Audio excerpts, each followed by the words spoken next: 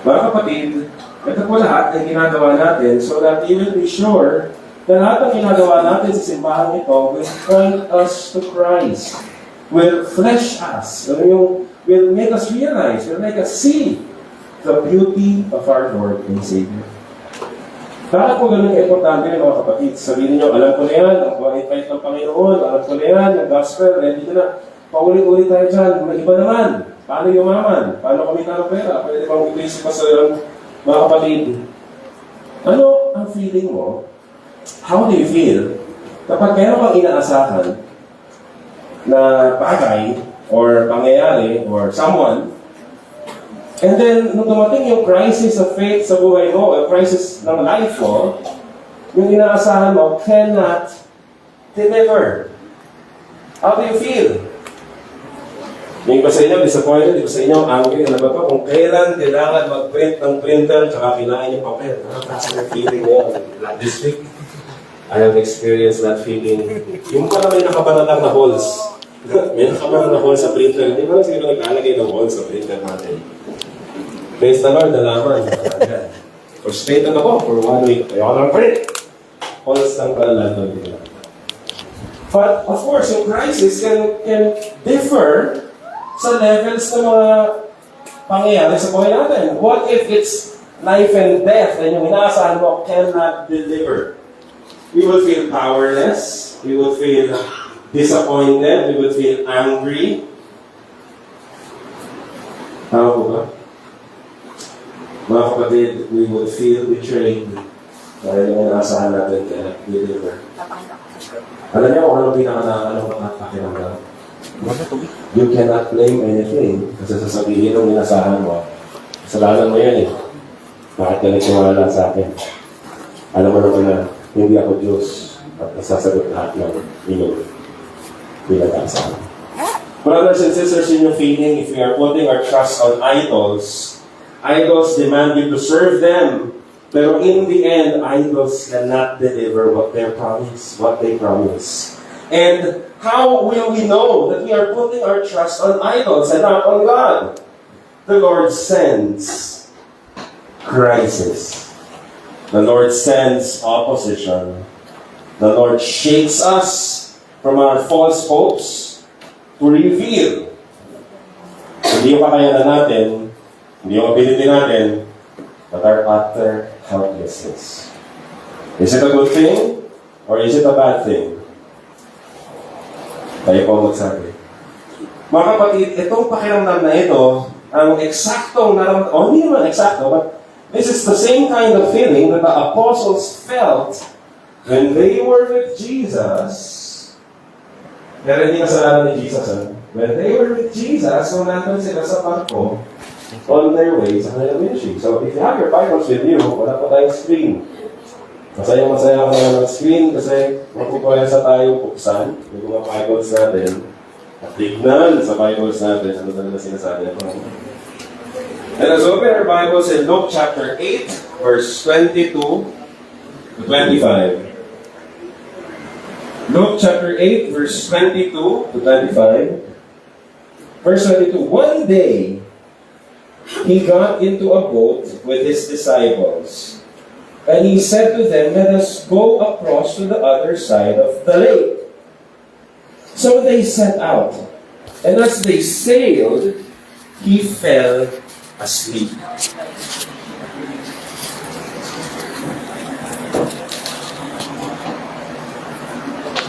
And a windstorm came down on the lake, and they were filling with the water, and were in danger. And they went and woke him, saying, Master, Master, we are perishing. And he awoke and rebuked the wind and the raging waves, and they ceased. And there was a calm. Verse 25, he said to them, where is your faith? And they were afraid, and they marveled, saying to one another, who then is this that he commands even the winds and water, and they obey him?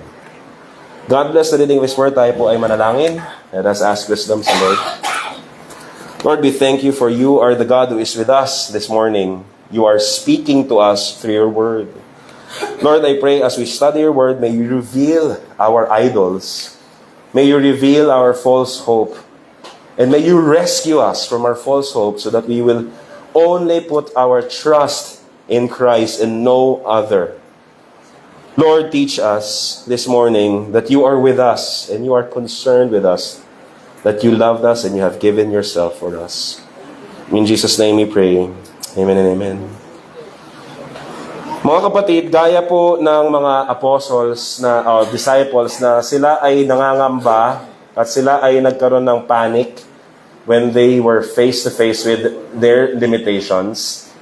Tayo din po ay guilty doon. When we suddenly are confronted by our limitations, we must kailangan natin ng paalala at kailangan natin makilala sino ba yung kasama natin, who is with us.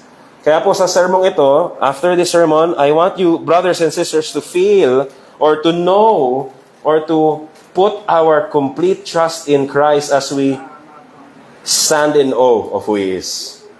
I want you to feel great awe of who Jesus is and how He has revealed Himself to us.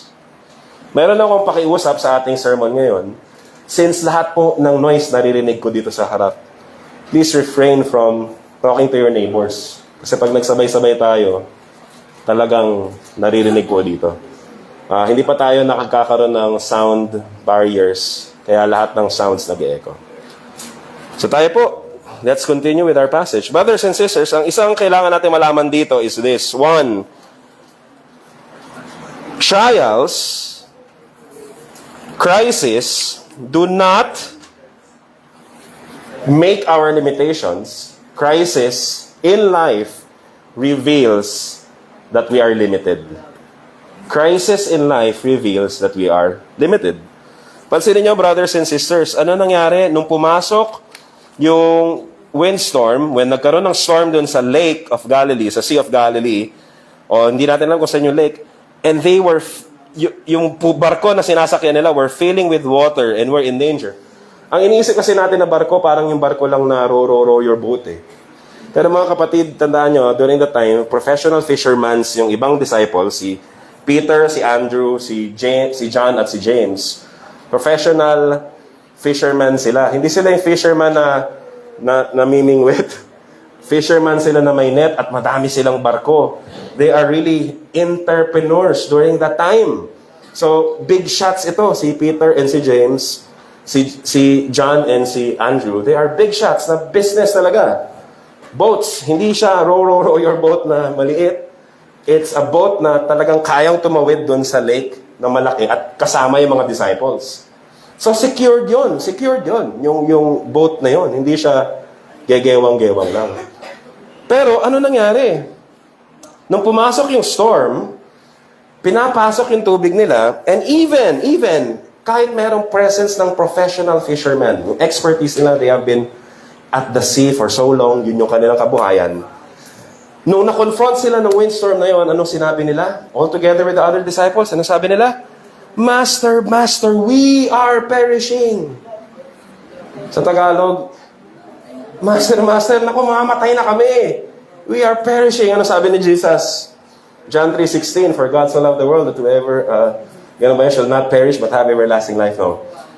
Mga kapatid, they are confronted with their limitations. Yung expertise nila, yung kanilang skills, nakita nila that they are overwhelmed by this big crisis.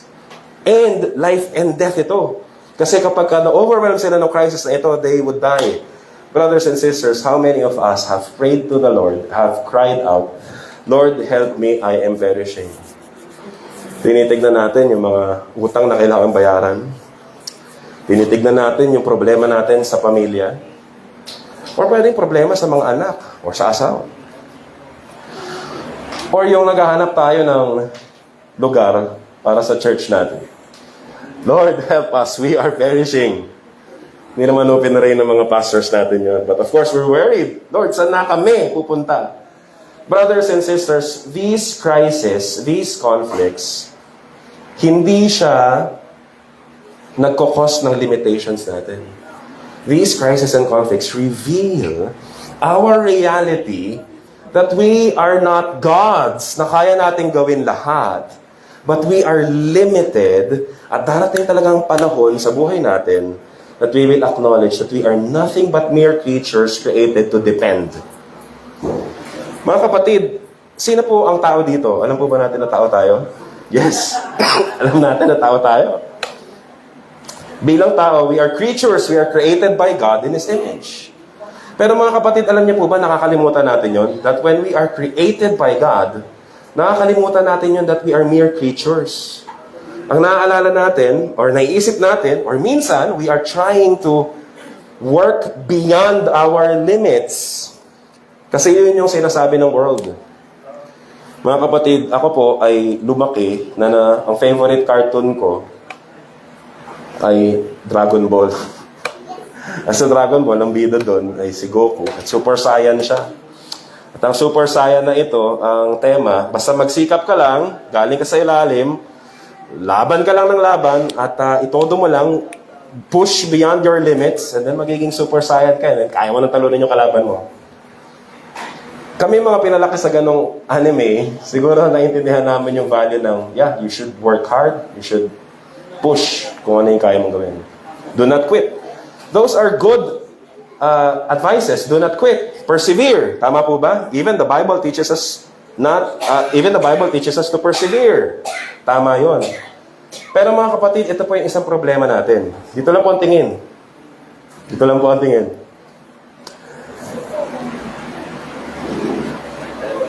Ang problema is if we forget kung tayo ay hindi na creature.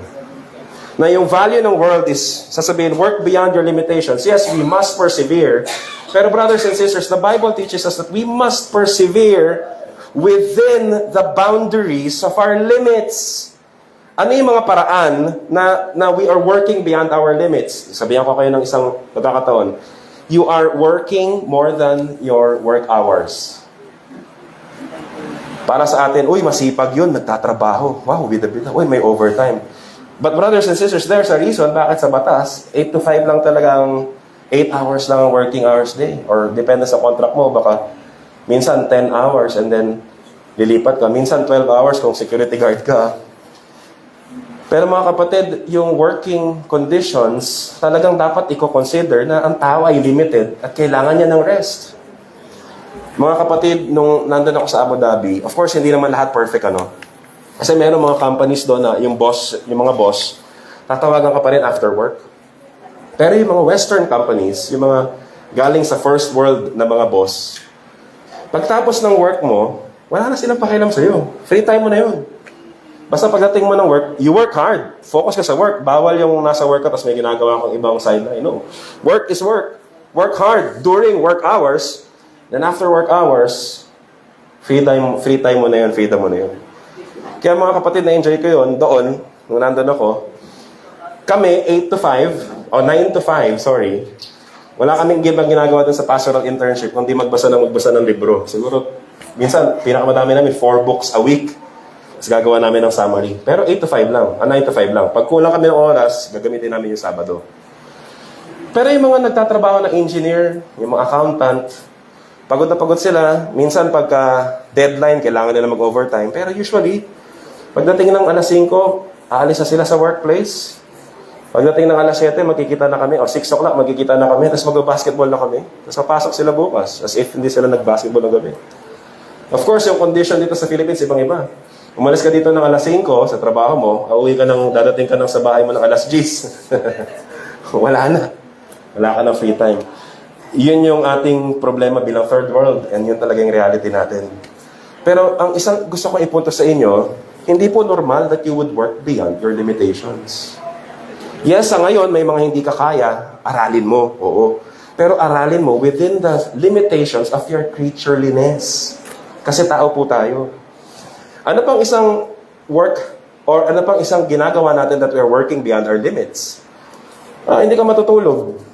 Gagawin mo yung kailangan mong deadline. Gagawin mo yung kailangan mong trabaho. And even pastors are guilty of that. Hindi pa natutulog si pastor, ginagawa pa yung sermon. Nagpupuyat kasi nagre-research, pinupush na yung mga dapat gawin. Brothers and sisters, there's a reason bakit day is day and night is night. Of course, pag night shift ka, iba din yun, ano? Pero mga kapatid, there's a reason why your human bodies, why we as human beings, kailangan matulog. Meron ba kayong kilalan na hindi natutulog? I-report nyo na po sa barangay. Pero mga kapatid, that's the temptation of drugs, di ba? Kailangan ko may sinabi nga ang isang PNP chief, ex-PNP chief, baka yung iba naman kasi naghahanap lang ng pampagising kasi hindi sila makatulog. Hindi po excuse yun eh. At yun yung temptation ng drugs na I can work beyond the limits. And yung limits is sleep. Brothers and sisters, when God created us as creatures, when God created us in His image, we are created to depend on God for everything sa buhay natin. To work hard within our limitations, not beyond. Hindi ko ibig sabihin na, hindi ko sinasabi dito na mag-stagnate ka na, hindi ka na mag-grow, hindi ka na mag-learn, hindi ka na mag-improve. Improve, grow, do everything para magawa mo yung mga responsibilities at yung mga desired skills and yung service na gusto mo. But do so within the limits of your boundaries and limitations. Mga kapatid, ano pa yung boundaries na minsan kinocross natin just to work beyond our limitations? Maintindihan naman to ni Lord eh. Hindi na muna ako magsisimba kasi kailangan ko magtrabaho ng linggo. Kailangan ko magbenta ng linggo eh kasi saan nakukuha ng income. Well, brothers and sisters, if you have no really choice, of course, kailangan niya mag-survive. Pero you have to think about this. There's a reason ba't sinabi natin sa law, 6 days you shall work. Ilang araw ka daw pwede mag-work? So, gaano kadaming oras yon? 6 days. Then, on the 7th day, you shall not do any other work. God, when He designed us as creatures, He designed us with limits na hindi tayo dapat mag-work on the Lord's Day. Clear po ba yun, mga kapatid? And sometimes akala mo, Sunday, wala akong gagawin. I cannot afford na walang gagawin kasi ang daming responsibilities, ang daming demand. Brothers and sisters, you are setting up yourself for failure. Bakit? Kasi you are depending on your capabilities. Pag dumating ang panahon, sisingilin ka. Because you have put all your strength sa sarili mo and your hope sa sarili mo and sa ability mo. What if tanggalin ni Lord yung ability mo? What if one day magising ka na hindi mo kayang magawa yung mga dapat mong gawin? At yun yung nakakalungkot na bagay. That because of violating these limitations, we are abusing our bodies. I'm telling, guilty din ako doon. Pag siningil tayo ng Panginoon, we would see and we would know, nako, may mga bagay na hindi ko na kayang gawin and I'm face to face with my limitations. Brothers and sisters, let me remind you this. Crisis sa buhay natin reveals our limitation. And itong nangyari sa mga apostles na ito, sa mga disciples na ito, they are skilled. Some of them are skilled seafarers. Some of them are skilled sa tubig. Alam nila kung kailan lulubog yung barko. Alam nila kung kailan i-adjust yung forma ng barko. But this time, they were overwhelmed. This is a force of nature beyond their limitations. At ang kanilang reaction, is it normal or is it pangit ang reaction nila? Some of you would say, siguro, naisip ninyo, no? Ano ba naman to mga disciple na to? Hindi ba nila kilala na si Jesus yung katabi nila? Dapat kilala nila si Jesus at dapat nung lumubog, sabihin na, hindi, kaya ni Lord to. Faith lang, kaya ni Lord to. After all, yun yung kwento ng story, where is your faith? Brothers and sisters, the reaction of the disciples during this time ay magiging reaction ng bawat isa sa atin when we are face to face with something that is beyond our limits. Is it a bad thing or a good thing?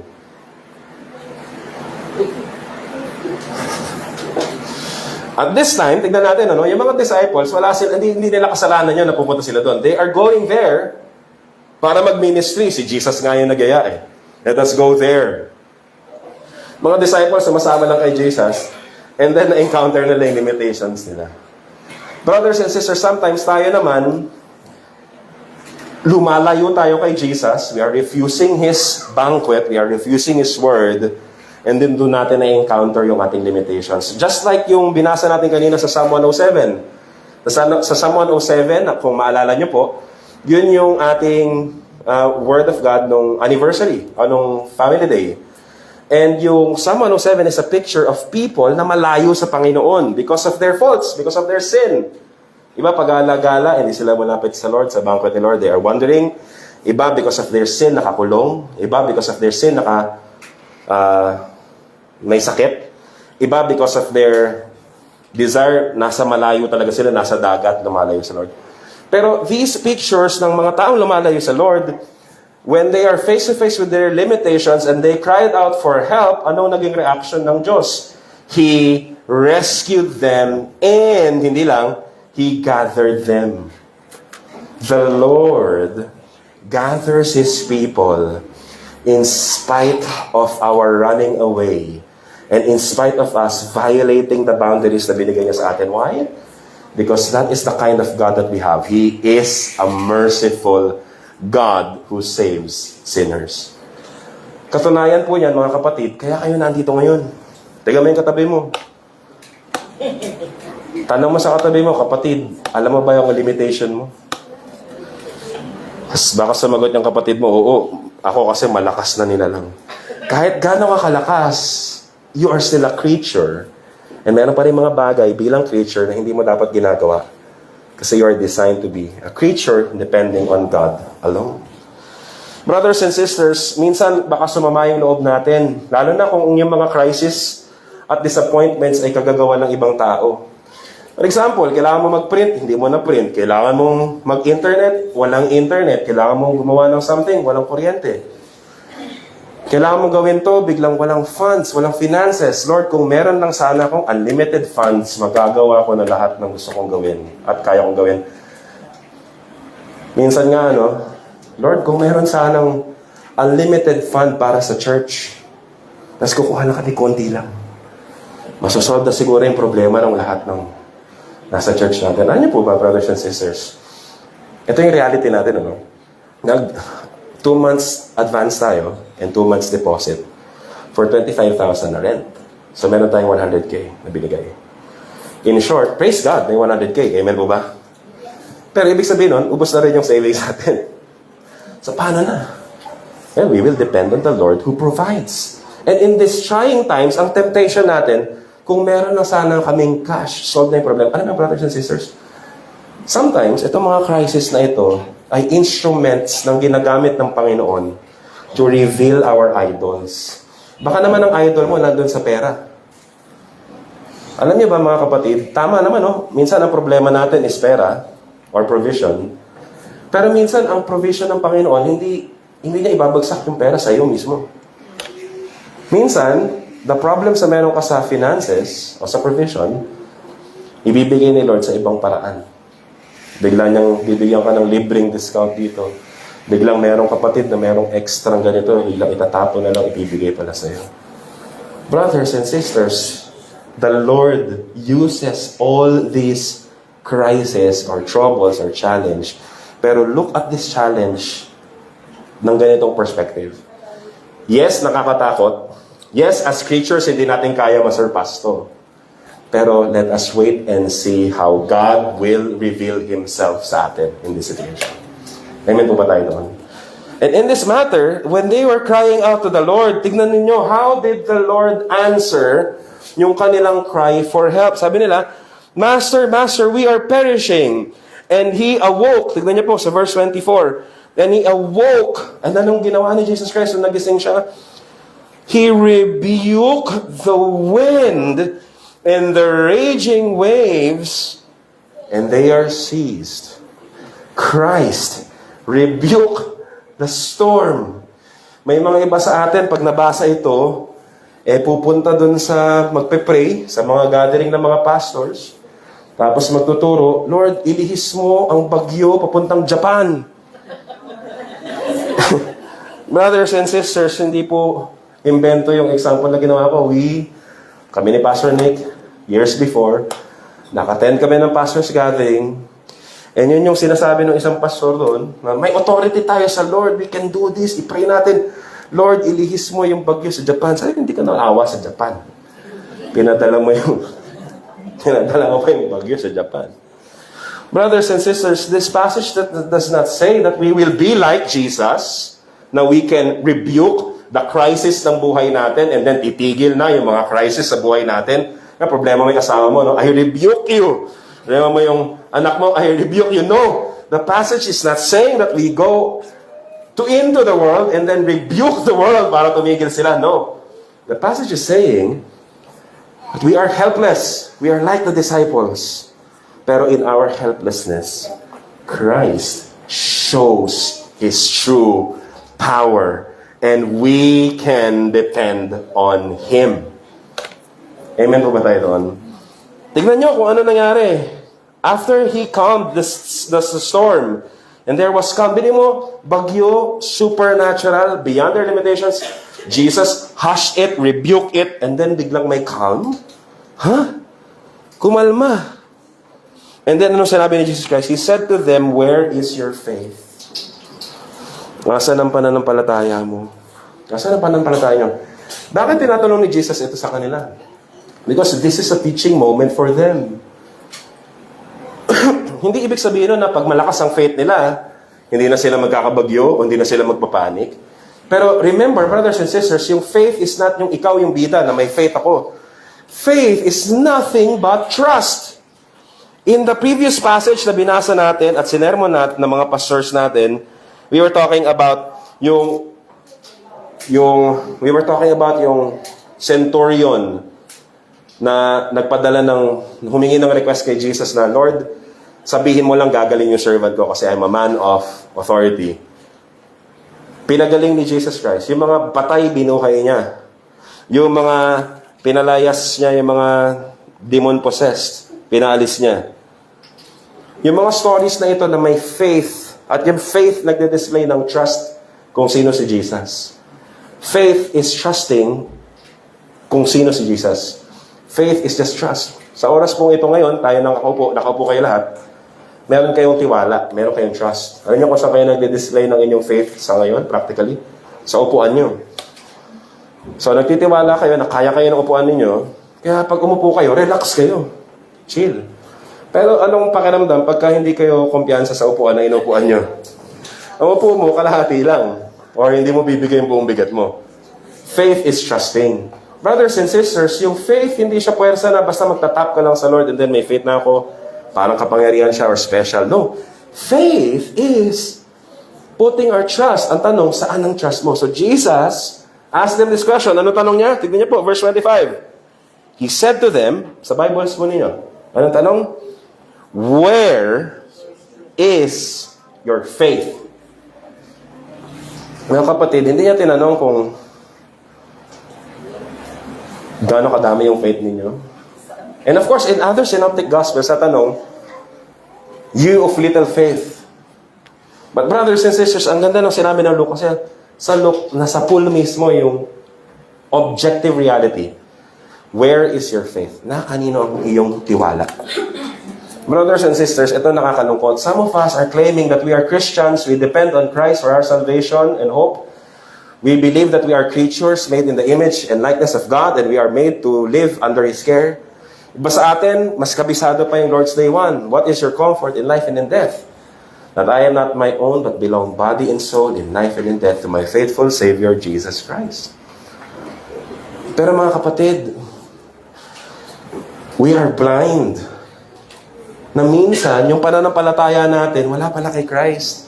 Minsan, yung pananampalataya natin, nasa sa atin pa rin pala, sa mga kaya natin gawin, sa mga matatanggap natin, sa mga projects na nakalinya sa atin, sa mga sources of provision na pwede nating makuha, sa promotion and expected promotion mo siguro, or sa hard work mo. Anything apart from the God who provides and who sustains us kasi He cares for us. Mga kapatid, sa moments of trials and crisis, nire-reveal ni Lord saan ang faith natin. And this is a good thing. This is one way of God's rescuing His people. God is an expert of leading us and shaking us para malaglag yung mga idols natin. At ang matitira lang is that our faith will now rest on Him alone. God is working sa buhay ng bawat isa sa atin so that we would trust God. Mga kapatid, kaya sabi ng Bible, faith comes from hearing and hearing through the Word of God. Kailangan natin marinig ang salita ng Diyos kasi every day, sinasabi natin, we believe the Lord, pero iba yung ginagawa natin. We are still living in this inconsistency. At masosolve lang yon when we die at nandun na tayo sa presence ni Lord or kapag bumalik na ang Panginoon. But all throughout this life, we have this natural tendency to trust ourselves or to trust others and forget to trust Christ. Mga kapatid, meron ako tanong sa inyo. Ano naging reaction ng mga apostles o disciples pagkatapos na kinalma ni Jesus Christ at tinanong sila, where is your faith? Tignan niyo po yung Bible sa inyo, mga kapatid. And they were, ano po? Anong sabi ng Bible sa inyo?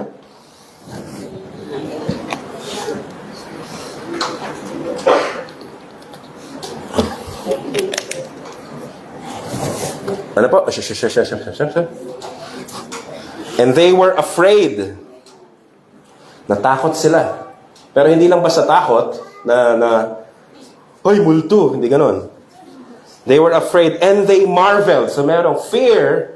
And yung klase ng fear is a fear of being in awe and marveling at who Christ is. Tignan nyo yung kanilang awe and yung pagmamarvel nila has something to do with the identity of Jesus. Saying to one another, who then is this that He commands even the winds and the sea? Winds and water, and they obey Him. Sino ito na pati yung wind at water sumusunod sa Kanya? They have seen Jesus command demons. They have seen Jesus heal the sick. They have seen Jesus performing miracles. Pero this miracle that was done in front of them and for them, na shape yung kanilang reality. Sino ito? Bakit sila nagtanong na sino ito? Hindi ba nila kilala si Jesus?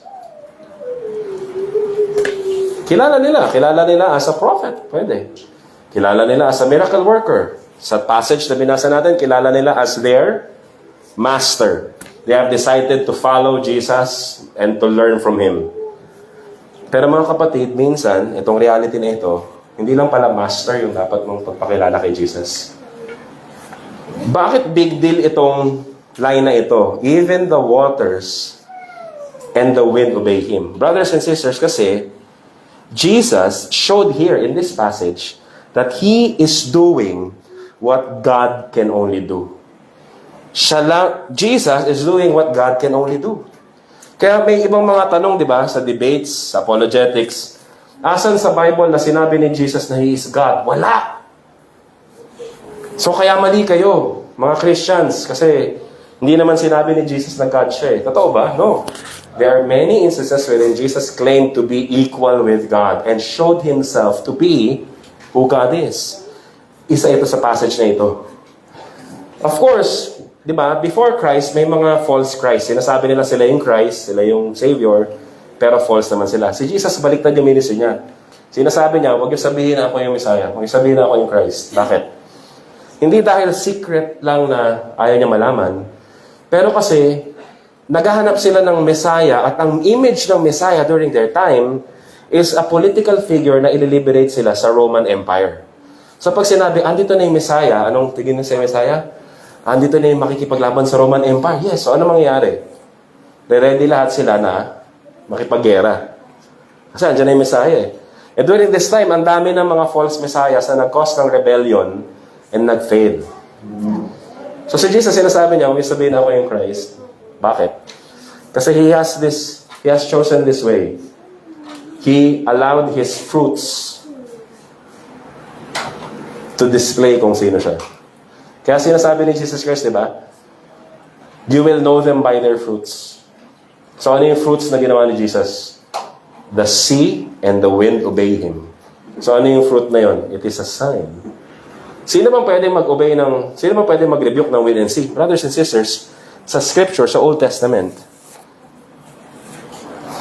only God can calm the sea. Sabi sa Job 38, 8-11, God is the one who sets boundaries for the sea and says, thus far shall you come and no farther.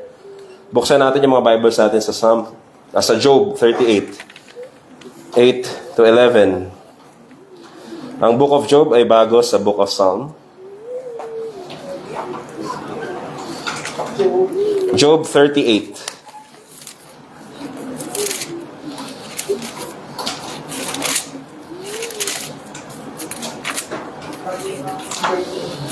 Ang Job 38 bago po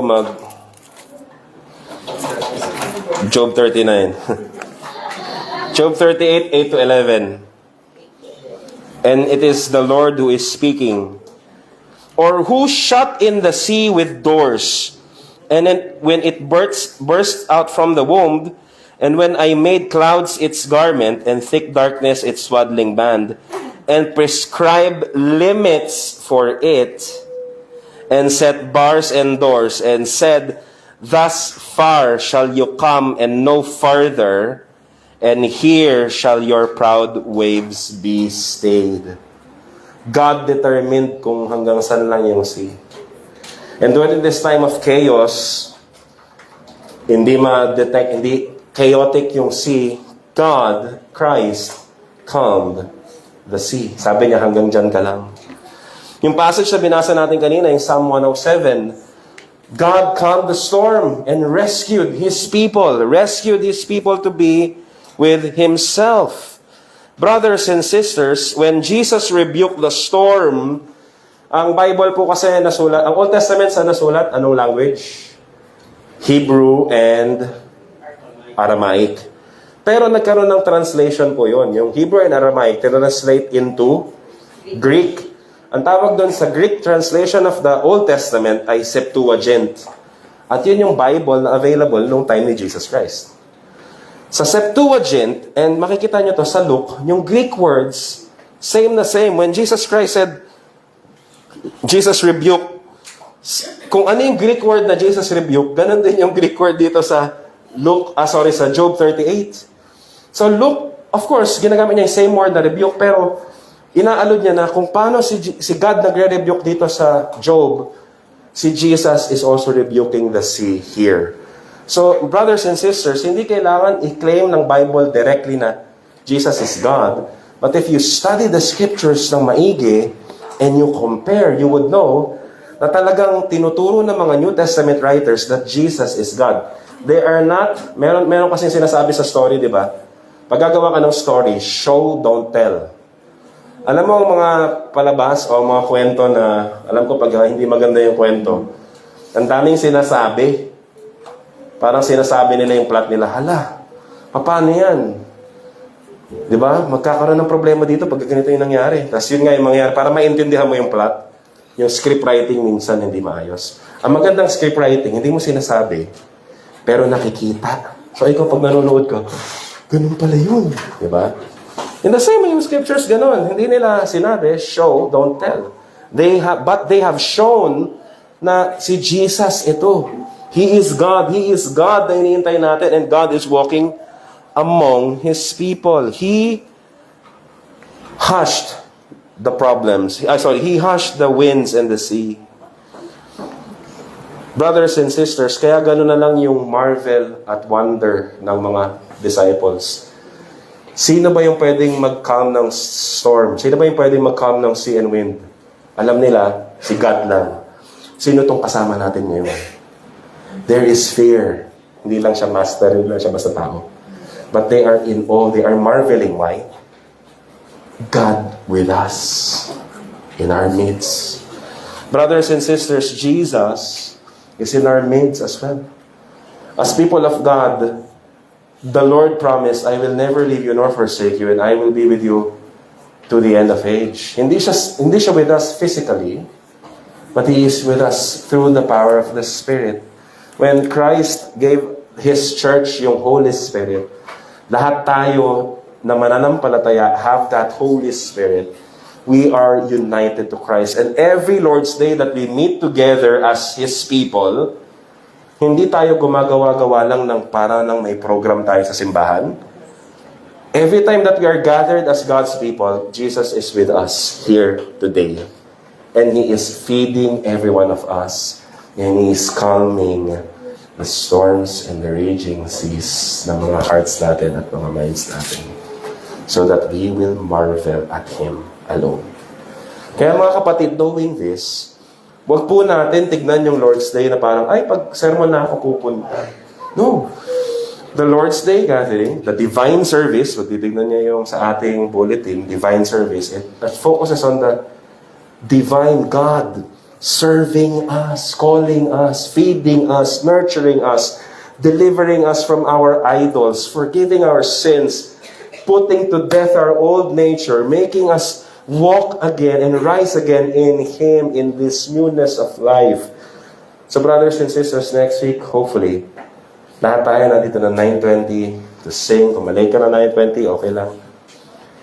But brothers and sisters, pag 10 o'clock, and pag call to worship ng pastor, I hope and I pray na ang bawat isa sa atin who are struggling and who are dependent creatures would be here to be fed and to be served by our wonderful and marvelous God. Christ is with us. Tignan natin mga kapatid, bukod sa Jesus did kung ano yung si God lang ang pwedeng gumawa, meron akong isang tanong sa inyo. Tapos na tayo, no? Okay na ba yun? Na-explain natin yung passage. Sino po yung Old Testament character, Old Testament person, na naalala ninyo na parang in the same situation? Merong bagyo, tapos natutulog siya. Sino po? Si Jonah. Si Jonah, tumataka siya sa Lord. Tama ba? Sabi ni God, Jonah, pumunta ka dito sa Nineveh. Tapos anong ginawa ni Jonah? Pumunta ng opposite direction. Papunta sa opposite direction. Tapos yung habang nandun siya sa barko, ano nangyari? Nagkaroon ng storm. And yung storm na yun, tulog pa rin siya. Tapos sabi ng mga tao sa paligid niya, hey Jonah, hoy, sino ka ba? Wala ka bang pakialam? Uy, sounds familiar. Master, we are perishing! Sabi ng mga disciples, tulog si Jesus. The disciples are calling Christ na natutulog. Sa story ni Jonah, hoy, sino ka ba? Ba't natutulog ka? Tumawag ka sa Diyos mo. Wala na tayo, huwag kang patulog-tulog. Tapos sinabi ni Jonah, na kaya kayo may bagyo kasi ito yung big deal. Nag-worship ako kay Yahweh. Oh, anong ginawa mo kay Yahweh? Yun na nga eh. Tinakbuhan ko kasi siya. Oh, naku, patay na tayo lahat. Sabi ni Jonah, okay, mag-alala. Tapon niya lang ako sa sea, kakalma na yun. Paano yun? Is inosente ka? Hindi. Ako may kasalanan. Huwag kayo. Hindi ko kayo sisingilin pagka hindi yan unjust. Tapon niya na lang ako. Siguro sabi ni Jonah, mamatay na lang ako kaysa pumunta ako Nineveh. I am here to face the consequence of your punishment, God. Basta wala lang ako pupunta Nineveh. Tinapon siya. Saan na nangyari na pagtapon kay Jonah? Kumalma. Pero kinain siya ng isda. As after 3 days, niluwa. Tapos pinadala pa rin sa Nineveh, di ba? Galing ni God eh. So brothers and sisters, si Jesus, ginising siya. And then sinabi niya, stop. Kaya si Kibuloy, talaga eh, false Christ talaga yun eh. Kasi di ba yun yung claim niya? Sabi niya daw sa lindol, stop now. False Christ talaga siya. Huwag po natin papakinggan at tatangkalikin niya. Jesus Christ rebuked the wind and the sea. Tumigil.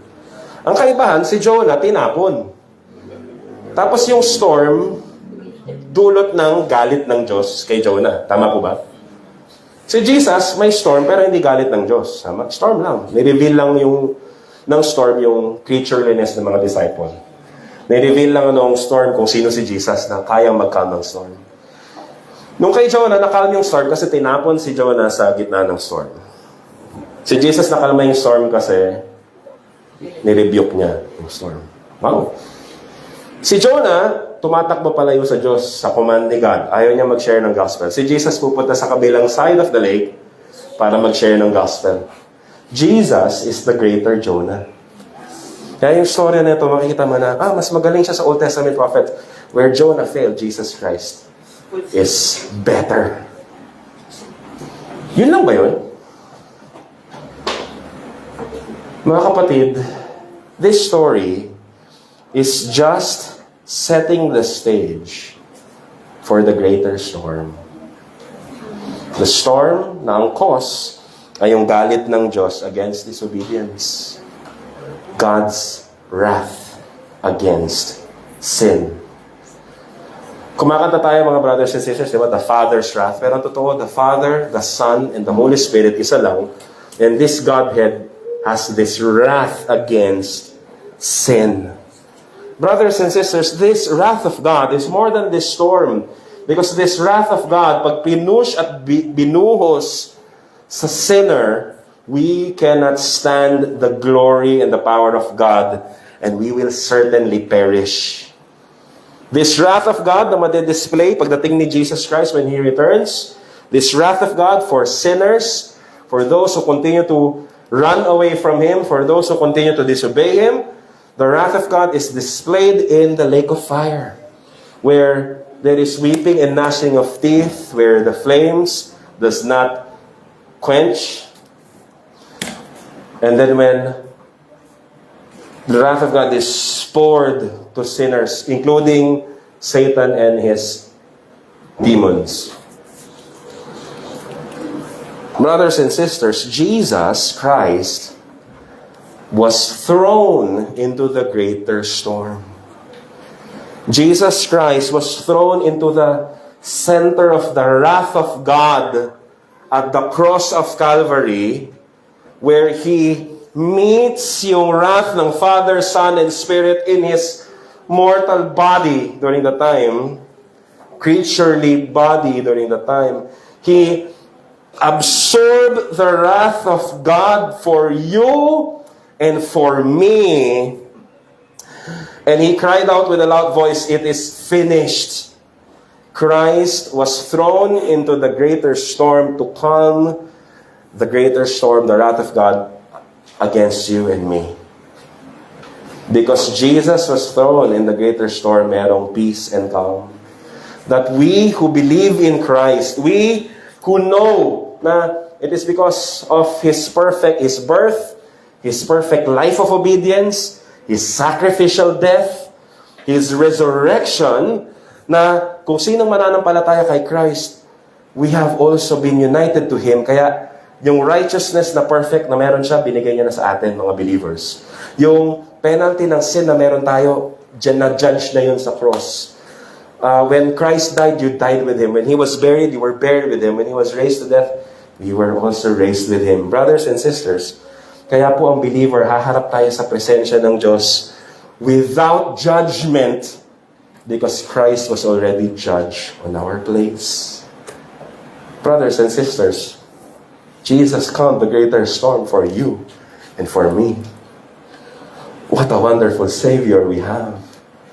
Kaya mga kapatid, tandaan po natin ito. Bilang Kristiyano, we are not exempted to the problems of this fallen world. Minsan magka-crash ang economy, madadama yung kumpanya mo, then matatanggal ka. Alam niyo po ba yun? Marami nang inaalis, marami nang nag-pull out ng mga workers, marami nang nag-pull out investors now. One way or another, maapektuhan tayo doon. We are not exempted. The Lord did not promise na, sige, lahat matatanggal sa trabaho except ikaw. No. There will be times na kasama ka, matatanggal ng trabaho. Hindi sinabi ni Lord na lahat magkakasakit, ikaw hindi. There will be time, kakasakit ka. Sipon, may sipon nga tayo. May sipon nga ako, narinig ba yung boses ko, di ba? Brothers and sisters, we are not exempted from the corruption of this world, from the pains of this world, from the troubles of this world. But brothers and sisters, ang kinaibahan natin sa iba is this: we have received the mercy of our God because He sent a Savior for you and for me. na kahit anong mangyaring problema sa buhay natin, we know that He is taking care of us. Bilang patunay na inaalagaan tayo ng Panginoon, He suffered at the cross for you and for me. What more can He give para patunayan sa'yo that He is taking care of you?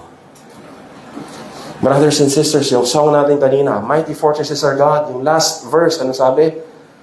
The body they may kill, God's word abided still. Brothers and sisters, magdusa tayo dito sa mundong ito, mahirapan tayo dito sa mundong ito, but no one can take away the reality that we have been bought by the blood of Christ, as affirmed by His word, and as testified by Him dying for you and for me.